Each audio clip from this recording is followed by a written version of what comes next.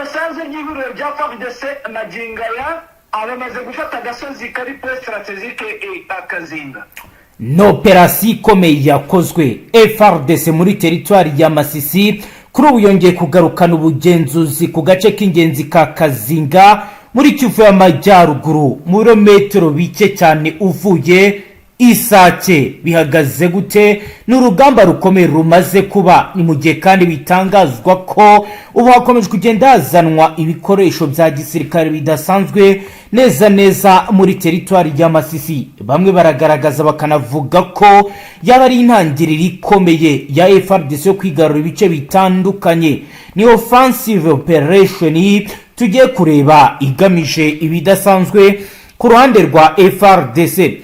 Turaza kureba ibijyanye na defensive position, turebe kandi bikomeje kugenda bigaragara ndetse n'ibindi biri kugenda bivugwa. Turaza kubabwira ibiri kubera muri secteur ya Osoba Nyungu, turebe urugamba rukomeye ruri kuhabera. Ikaze ku murongo wa telefoni turi kumwe rero na Roko Informa wacu Safari uri buze kutubwira byinshi kubiri kugenda biba. Reka tubanze tubaye incamake y'iyo operation ya Kazinga.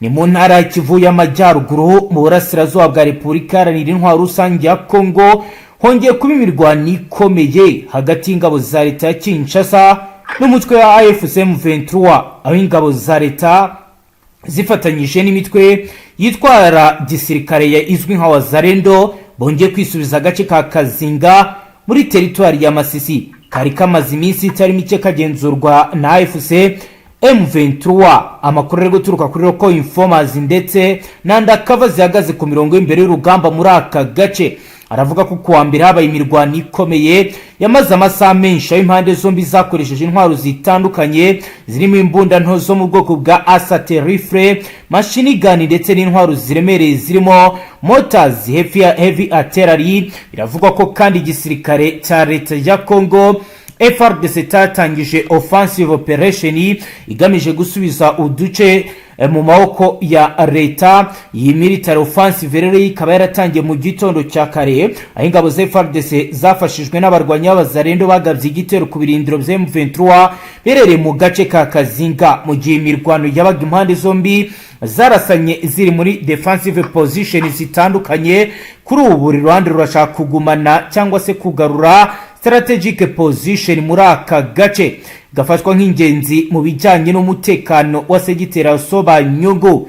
Abaturage bavuga ko urusaku rw'imbunda nini n'amasasu heavy machine guns rwumvikanye umunsi wose, mu gihe ingabo za FARDC zikomeje gutera imbere zigenda zisunika abarwanya M23 mu rwego rwo kwigarurira aka gace. Nyuma y'imirwano yamaze umunsi wose, amakuru yemeza ko abarwanyi ba AFC bavuye mu birindiro byabo byo muri Kazinga, bigatuma ingabo za FARDC nabo bafatanyije bongera gufata cyase kugera full control muri aka gace. Amakuru ari guturuka mu baturage aravuga ko abarwanyi ba M23 basuye inyuma bagakora tactical withdraw berekeza mu tundi duce twa Masisi aho bafite ibirindiro bikomeye. Ibi rero bikaba bibaye mu gihe mu minsi ishize M23 yari imaze kuva mu duce twa Ndeti Bawabo two mu gace kamwe ka Masisi. Ibintu bigaragaza impinduka muri military front line iri muri kano gace. Agace ka Kazinga gafatwa nk'ingenzi mu bijyanye n'igenzura ry'akarere ka Osoba Nyungu kuko gafasha mu kugenzura imihanda ya gisirikare ikoreshwa mu gutwara ibikoresho bya gisirikare, military logistics ndetse n'ingabo zishya ku mirongo y'imbere y'urugamba frontline troops. Abasasanguzi mu bya gisirikare navugishije bambwiye ko gufata Kazinga bishobora guha FARDC amahirwe yo kongera gushyira igitutu gikomeye ku birindiro bya M23 mu bice bya Masisi, cyane mu duce twegereye strategic hills bikoreshwa mu kugenzura ibitero bya gisirikare. Mirwano yabereye muri aka gace yatumye abaturage benshi bahunga ingo zabo batinya ko amasasu n'ibisasu bya terari byabagwaho. Abaturage bo mu midugudu yafi ya Kazinga baravuga ko bamaze iminsi babayeho mu bwoba butewe ni armed conflict ikomeje kwiyongera muri aka gace. Hari amakuru avuga ko bamwe mu baturage berekeje mu bice byegereye Masisi centre ndetse no mu bindi bice bifatwa nkaho umutekano uri ku kigero cyo hejuru. Nubwo ingabo za FARDC zivuga ko zongeye kugarura aka gace, amakuru ava ku mirongo y'imbere y'urugamba Frontline Battlefield Report aravuga ko imirwano ishobora kongera kubura mu gihe icyo ari cyo cyose kuko M23 ishobora kongera kugerageza kugaba counter offensive igamije gusubiza mu maboko aka gace. Basasanguzi bemeza ko iyi military escalation igaragaza ko intambara iri mu burasirazuba bwa Congo ikomeje gufata indi ntera cyane cyane mu ntara ya Kivu y'Amajyaruguru na Kivu y'Amajyepfo, aho impande zitandukanye zikomeje guhatanira kugenzura utu duce tw'ingenzi mu gihe ibintu bikomeje guhindagurika kuri battlefield. Abaturage b'akarere bakomeje gusaba ko haboneka ibisubizo bya politike birangiza iyi ntambara imaze igihe kinini muri ibi bice. Ku murongo wa telefoni turi kumwe na Ruko Info wacu Safari ugiye kutubwira ido nido kubiri kuba ndetse n'ibigezweho ku Mutaga cyase ku Muyingamo kuri uyu munsi wa kabiri w'indwi kwigenekerezo rya 10 ukwezi kwa Ntwarante 2026. Ugana Safari wiriwe neza? Amiro. Safari rero tudatinze ndagira ngo utubwire uko bihagaze ku mirongo y'imbere rugamba. Yasimuricika ni imirwano ikomeje kongerwa imbaraga akandi ku mpande zose biturutse ku kuba ihuriro rya FARDC ryongereye imbaraga mu kugaba ibitero, ndetse ubona yuko bafite gahunda yo kongera kugarura bino bice byari byambuwe iri huriro n'ubundi babyambuye mu minsi yashize, ariko abasa nkaho basubiraho inyuma mu buryo bwo kugira ngo bisuganye bige n'uburyo bwo kuba bakora igishoboka cyose kugira ngo barebe force zari zije muri izi bice zitari zisanzwe, ndetse urabona yuko hari habayeho kuzana bari bahinduye uyobora operation muri ibi bice bya Masisi, ariko iyi ngiyi urabona ko umuti bamaze kuvumbura, bamaze gufata agace ka Kazinga. Agace ka Kazinga ubundi ni agasozi, ni point strategique iba muri groupement n'ubundi ya Nyamaboko, bigaragaza ko kuba bafata aka gace bino bafashe gukontorora ino mihanda n'ubundi ihuza iyi n'imirenge ihuza Masisi na Warikare. Impamvu bashyizemo imbaraga kandi ubona yuko bashyizemo kuba bahafata byihuse kandi akaba ari nako gace kamaze n'imirwano kuva ku munsi w'ejo kandi ikomeye, ni kugira ngo bafungure inofero n'ubundi izajya ibahuza na Warikare. Bari bamaze kubura uburyo ki bajya bakoresha uno muhanda kubera ikibazo cy'aka gasozi gasa nkaho gafite icyo kavuze mu mirwanire muri ibice bya Masisi ndetse na Warikare hose, bitewe n'uko kitegeye neza mu bigendanye n'imirwano. Nyuma y'ibyo byabaye hahise hakurikiraho icyo kugeza ubu bwana Safari? Amagingo ya asaho n'ubundi ibintu byakomeje kuba bibi kubera yuko urabona yuko hari force ziri hafi neza na Sake, bigaragaza ko n'ubundi iri huriro rya FARDC n'abafatanyabikorwa bayo bagutagose icyo zose, bitewe n'uko twagiye tubamenyesha ko ihuriro rya AFC riba rikora amakosa akomeye, akaba ari nayo akomeje kugenda atuma ibice bitazajya banabirambana, bitewe n'uko mu gufata iyo bafata udusenta tugusa bashaka gufata agasantere, ariko ugasanga bw'ishyamba riri aho hafi muri ako gasantere cyangwa ahantu ku musozi w'ako gasantere hadafashwe, hakaba harimo force ndetse n'ibirindiro bikomeye bya coalition bahanganye. Rero urabona ko ari force zigiye zijagajaje mu bice byose, zigiye ziri mu duce twose iri huriro rya AFC bafashe, akaba ariyo mpamvu ubona nyuma y'uko n'ubundi bazanye umugaba mukuru wungirije w'igisirikare cya FARDC niwe uri gutegura n'amaoperasiyo, kandi bivugwa yuko ahazi cyane kuva no ku bwa Kabila aho bita Charigonza, bivugwa yuko ahazi neza, ukabona yuko n'ubundi intego yihaye kuba yakwambura iri huriro rya AFC utu duce batagize icyo bakora ngo bahindure observation ndetse na tacticoma yo kuba bafata ibice wenda uduce bagiye bafata bakatwagura bakagira ubugenzuzi bwatwo twose, biraza kubabera bibi cyane bitewe n'impamvu ikomeye mumaze kumva mbabwiye. Yego, ikibazo rero gikomeje kugenda kivuka bitewe n'uko iri huriro rya FARDC ryavumbuye umugambi wo gukomeza wabonaga yuko abantu bamaze iminsi berekeza za Warikare, ariko mu kwerekeza za Warikare ni uburyo bwo gukoresha abasirikare, umubare w'abasirikare benshi. Urumva hari abasirikare bari ku rugamba, hari abasirikare bari busigare mu ma defense, bari busigare bacunganwa n'ibyo bice bagiye bafata. Urabizi ko bagiye bafata ibice byinshi. Uko rero gucunganwa n'izo defense biri mu bintu biri kubarusha cyangwa biri kubazonga bitewe n'ubuke bw'abasirikare bafite, bityo rero bigatuma n'ubundi FARDC na bafatanyabikorwa bayo, kuko bafite force, bafite ikoranabuhanga, bafite buri kimwe, ubwo icyo nakubwira cyo ni uko bitari buze kuborohera. Gusa icyizere gihari ni uko hari igikoresho gishya cyageze mu mujyi wa Goma. Icyo kiri buhindure kuri bikote ya M23 ni mu gikoresho cya radare kimeze neza, kibashe kugira ubugenzuzi. Ubwo duteze ko ari cyo kiri buhindure bitewe n'uburyo ki iri huriro rya FARDC riri gukoresha tekinoloji kurenza ibindi byose mu byo bari gukora. Ni nayo mpamvu ubona bari kuavansa urugamba bitewe na tekinoloji bafite, uko bakora deployment mu buryo bw'ikoranabuhanga, kuko gahunda zabo zose n'ikoranabuhanga. Urumva rero nangaha ikavamo ibintu ntago byoroshye, ndetse n'inwenga hose ni uko nguko.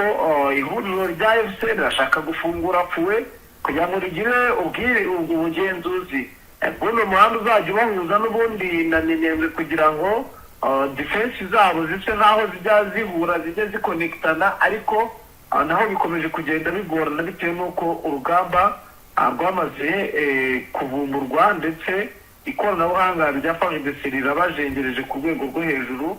Urumva rero ni ikibazo gikomeye cyane. Urumva rero aho nimba batangiye gutekereza kugaba tero mu mijyi, mu hantu hasa nk'ahari abantu, urumva ko atari ibintu byoroshye, kuko ahantu amasantere arimo abaturage benshi niyo bari kugaba n'ibitero bigaragaza imbaraga zikomeye, ndetse no kuba bakoresha buryo ki gahunda zabo zagerwaho, bitewe n'uko bashaka gufata n'amasenta, ibibuga by'indege, kugira ngo bikorere akazi kabo nta kintu na kimwe kibahungabanya.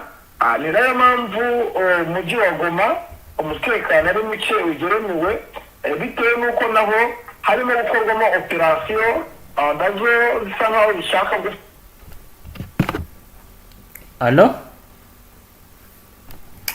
muratwihanganira ku murongo wa telefoni tugize akabazo ka tekinike. Safari, uratwumva? Ndi kubumva neza. Yego, ndashaka kukubaza kugeza ubu, yego, kuba M23 uri kugabwaho ibitero kuri axe zose, ni nk'igiki yaba yamaze guhindura mu rwego rwo kugira ngo yibashe kwirwanaho? magingo rero n'ubundi guhindura, barakora deployment, ariko bitewe no kutabasha kuresista ibitero mu bice bigiye bitandukanye no gukontorora ibice bigiye bitandukanye, kuko buriya ari impamvu buriya bakomeje kunanirwa kuresista. Nakubwiye ko impamvu ya mbere ari ubuke, strategy zindi bakoresha ntabwo zakunda, kandi bitewe n'uko abasirikare ni benshi b'ihuriro rya FARDC. Ikindi barabarusha ibikoresho by'ikoranabuhanga. Ikindi rero na ibice ihuriro rya AFC bafite ntabwo babasha kubimanaginga nyine, kuko urumva buri gace kose bagomba gushyiramo defense kandi zikomeye, kandi kumbwira ngo urabasha gufara kugenda buri centre yose ushyiramo defense ikomeye n'umubare w'abasirikare bahari biragoye, bitewe n'uburyo cy'igisirikare cya Kongo gifite abasirikare benshi, noneho kubitiraho abafatanyabikorwa bayo.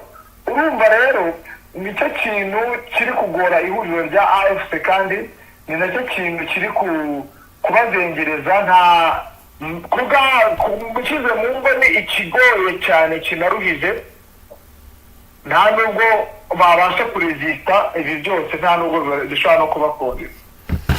Yego, reka tuje ku zindi axe. kugeza ubu mu bice bitandukanye bya Uvira biri kuvugwa ko naho M23 nayo yari iri gushaka uburyo ki yahinjira. FARDC ihagaze gute mu mujyi wa Uvira kugeza ubu? ihagaze bwuma, niyo mpamvu byayigoye, hagiye habonekamo imirambo y'abantu batazwi ndetse n'iy'abazi, bivuga ko ari bamwe mu bo muri ihuriro rya FCC bamaze kugerayo, ariko nabo bakica bamwe, nabo hakaba harimo abo bakoramo nabo. Urumva ni bomba zikomeye cyane, kandi ariko ubona yuko ingabo za Angola zimaze kubashyira ku murongo ku rwego rwo hejuru, kuko ugereranije iminsi ishize uburyo M23 umuvuduko uzi ko yarwanye ikagera za Kiriba, ariko nyuma yaho baza kuyisubiza inyuma, isubira mu birindiro byaho ruguru ya za Sange n'ubundi muri biriya bice. Ubu iri gukora bifite amatware. Urabona yuko n'ubundi iri huriro rya FARDC ryamaze kugira ubwirinzi bukomeye, ariko icyo ndi kumva cyo ni uko ihuriro rya AFC riri gukora imyitozo no kurashisha imbunda ziremereye, bivuga yuko bakiriye imbunda ziremereye. Ziturutse hehe? Ntabwo urumva rero n'izo bavuze barimo no kuzitoreza mu bice bigiye bitandukanye, hariya mu ntuza mu maparike runaka nyine, ariko iyi mbunda, zino mbunda baguze za BM 21, izi ni imbunda zikomeye cyane, zivuga yuko hari icyo zizahindura ku mirongo y'imbere y'urugamba. Abakomando baherutse kupasinga n'abari kuzitoza, ubwo wenda hari icyo bagiye guhindura kugira ngo barebe uburyo nyine babasha kurezisita ibitero bitaboroheye. Ibitero ntabwo biboroheye habe na gatoya, ntabwo biboroheye. Umuntu ashaka kuvuga gutya bakagira ngo wenda ni ibintu byaho byo gufana, ariko nta fanatism irimo, ntaki. Ibyo bakoze ibintu umuntu aba agomba kubivuga, ibyabereye ku mirongo y'imbere umuntu agomba kubivuga, rizati zose umuntu agomba kuzivuga. Ariko icyo nakubwira cyo, ubu ihuriro rya FARDC arikomeje kotsa igitutu ihuriro rya AFC mu ngiro zose, mu buryo bwose bushoboka. Yego, reka tugenda tugana ku musozo. Bwana Safari, niba wenda hari izindi ngingo utatubwiye utubwireho mu masegonda make dusoza.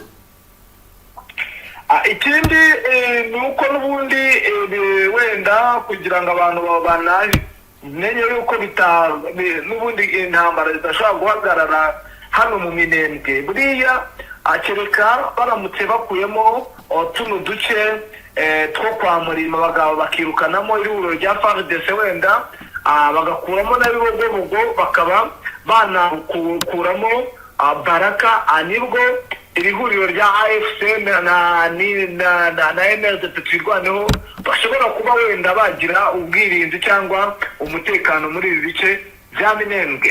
Ahandi rero hakomeje kuba imirwano ikomeye kandi itari kuvugwa cyane. N'ubundi ni mu ntara ya Katanga, aho Kabila avuka, wahoze ari perezida w'iki gihugu n'ubundi cya Repubulika ya Demokarasi ya Kongo, aho umutwe ukomeye cyane uri kurwanya ubutegetsi umaze kugenda ukora uburwanyi bukomeye cyane, aho batangiye nabo kugenda bigarurira ibice. Ibi ngibi bimaze iminsi 4 biri kuba, ubona yuko uno mutwe wakomeje kugenda wavansa werekeza mu mujyi wa Lubumbashi. Harabaho ibirometero 200 byonyine kugira ngo ugere mu mujyi wa Lubumbashi. Watangira kugenda ufata ibice, hari ibice bagiye bafata, hari igice cya Bukeya, hari igice cya Mikanga. Urabona yuko ufite imbaraga ku rwego rwo hejuru, ubona yuko hose hageranijwe. Bamwe bakese n'umutwe wa Kabila bafonze ngo uzafashe ihuriro rya AFC. Birakibazwaho, natwe tugitohoza amakuru mu buryo bwose kugira ngo turebere hamwe yuko bimeze. Ibi byose rero nubwo biri kuba, nangaha mu ntara ya Ituri ADF ikomeje gukora amateka ndetse no kwica abaturage batari bake, ariko nubwo hari ADF hari undi umutwe ukomeye noneho nawo uteye ubwoba bita Mouvement Populaire du Congo, nawe umeze nabi ufite ibirindiro aho bita Itomato. Hano ni mu birometero 10 gusa ujya mu mujyi wa Byakato. Ni umujyi uzwi ukungahaye ku bucuruzi muri Ituri. Ubona yuko ibintu byagiye biba riri cyane ku rwego rwo hejuru.